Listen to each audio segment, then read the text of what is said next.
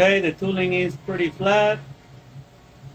Now we're gonna set the point X, Y, and Z through that pin.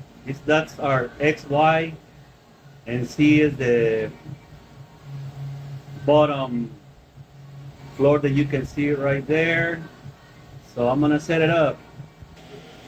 Now we have X, Y, 0.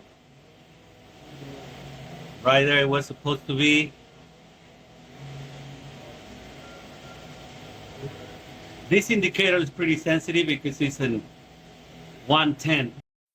Now we're gonna set up our drill 98, number 40 pilot hole.